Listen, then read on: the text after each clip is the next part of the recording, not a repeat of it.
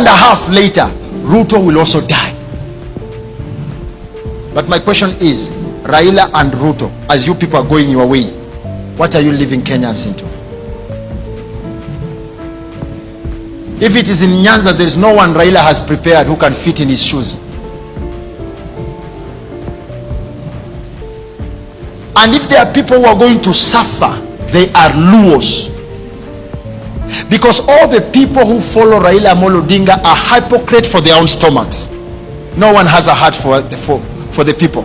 Let us shift our focus back to the prophets and their prophetic prophecies, because a shocking prophecy is once again circulating on social media, sparking a heated debate across the country. Popular preacher who is known as Prophet Samo has made a controversial claim alleging that President William Ruto will maybe, just maybe, due to his own words, will maybe die 1 year after the death of Raila Odinga. But to be clear, remember, these are not our words. These are Prophet Samo's own claim, as spoken in a viral video that has continued to spread online. In the clip, the preacher speaks with confidence, saying that the message was revealed to him spiritually. His words have triggered mixed reaction, the mixed reaction which is fear, anger, disbelief and concern, especially given that Kenya is already tense inside the political climate. But some view the statement as a divine warning, while others argue that it is reckless and dangerous rhetoric that should never be directed at national leaders. But now, instead of just speculations, let us listen to the video itself, which is unedited and unfiltered, and hear exactly what the prophet of God or the man of God said. Anyone in the government, including Ruto with his wife, but as long as they mess up with heavens, I will say what heaven wants me to say. I'm neither on any side, but I'm on the side of Yahweh. And what he tells me to speak, I will speak, because I care about my nation, I care about my country, I care about my fellow citizen. And so, when the devil is trying to take charge, we have to raise an alarm. Because that's the reason why the Lord has kept us here. Me, I'm not a politician, neither am I interested to be one.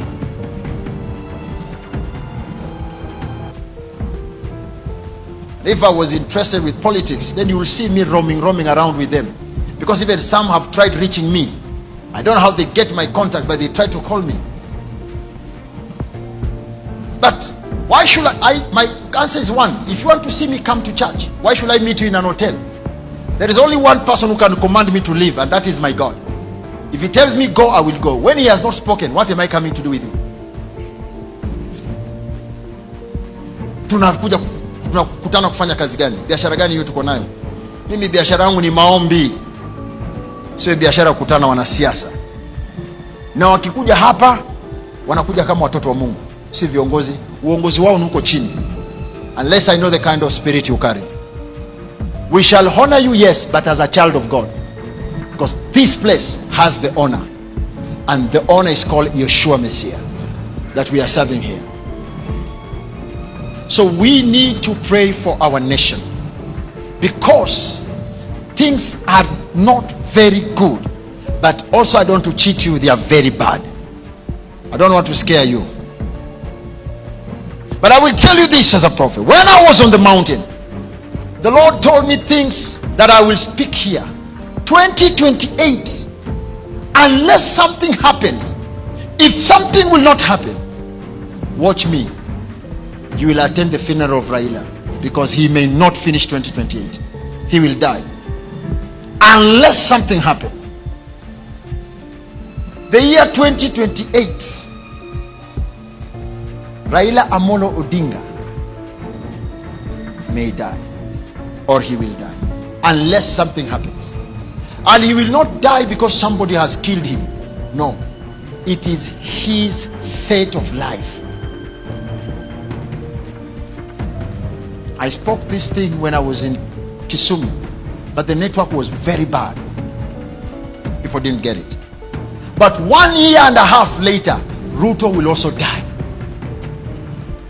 But my question is, Raila and Ruto, as you people are going your way, what are you leaving Kenyans into? If it is in Nyanza, there is no one Raila has prepared who can fit in his shoes. And if there are people who are going to suffer, they are Luos. Because all the people who follow Raila Odinga are hypocrites for their own stomachs. No one has a heart for the people. These followers of Raila from Nyanza, they are hypocrites for their own stomachs. None of them has a heart for the people. And not that they cannot have a leader who can replace him, because Raila himself is also greedy. He wants 5-6 steps away from him so that you bow to him. But I am speaking this as a prophet. If he will hear, let him hear. And I say, Raila Amolo Odinga, you are a human being. You are a son of a man and a woman somewhere. You are a human being and you will also die. You are lucky. Not everyone comes to know what is ahead of him. But for you, ignore this message or take it. I don't care. I only care when I've not spoken. But once I've spoken, my friend, I don't care. I will tell you what Isaiah told King Hezekiah. Put your house in order. And I am speaking to you. Put your people in order. They will suffer because they are scattered. They look united, but they are not. Surely, after the death of Raila Amolo Odinga, Siaya will be Siaya and they will want nothing with Kisumu people. Kisumu people will be Kisumu people and they will need nothing from Migori people. Migori people will be Migori people and they will have nothing to do with Homa Bay people. Yet they are all Luos, because they will be divided because of their greedy. And you started the spirit of greediness. I will ask you as a prophet today, apart from your big name, Agwambo, Jacob, Jatelo, what have you, if you were to die 2028, what have you left for your people in Nyanza? How many factories? How many companies? How many institutions? What kind of income? I will tell you, Kenyatta left tea and kahawa and milk. I will tell you, Moi left tea and maize and milk. I will tell you, Uhuru Kenyatta reinforced what his father said. You have done nothing apart from raising few individuals here and there. When you raise one man in a community of 10 people and make him rich and you leave 9 people poor, you have made that community very poor than the way you found it. When you go to a community of 10 people and you raise one man so high and you leave 9, you have made that community more poorer, because when they were poor at the same level, they knew how to coexist. But now when you raise one man, he will want to be worshipped, and so he will want to supply to the entire community. How about the day he lacks? Who will supply to him when 9 people are depending on him?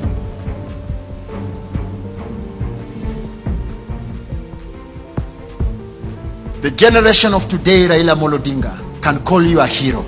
But if you don't change your pattern these years that are remaining ahead, the generation that will come will recognize you as a betrayer and a traitor who sold them and who sold their forefathers.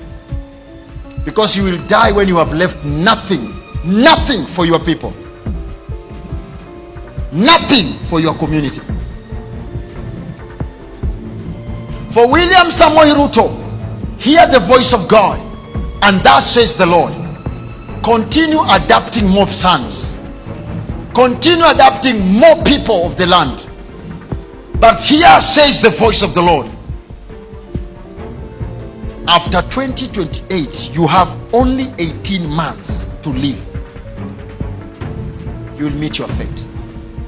And I'm telling you, Mr. Ruto, surely if these people were dying, you have anything to do with their lives and their blood, You were once a preacher and you used to carry the Bible. You know what it says. You will meet those souls. You will meet those souls. And I doubt if the questions they will raise before Yahweh you will be able to answer. But I will just tell you one thing. Before you became Ruto, the father of so and so, you were also once a young man.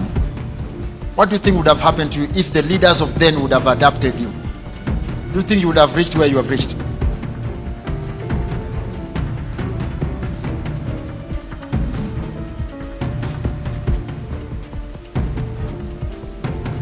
But after all, what do we expect when we have some foundations that were set on the principles of altars? Isn't it not this confusion that we're having as a nation? It is this confusion. Altars pays and altars demands.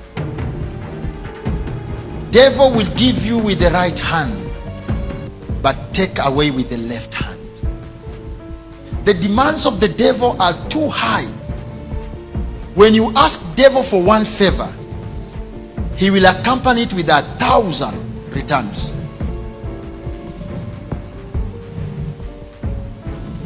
Devil is like a microfinance. When you go for a loan, there are other hidden charges they don't show you. They only bring them on the table after they have offered you money. That's when you realize they gave you 60,000, you will pay 180 minus ile 60 yao. Together it will be 240. That's how the devil works. And now, after watching the video, the question still remains. Do political prophecies belong in the public space, or should they just be condemned outright? That is the question that I'm going to leave you with today. Always leave your comments below each and every video, and remember, this is Havana Media, where we show you what's being said and you decide it yourself. My name is Odur Billy. Make sure that you keep an eye and focus on Havana Media. If you're a new subscriber, make sure that you subscribe. Make sure that you share the link to others and make a comment. That's it for today. Until next time, see you.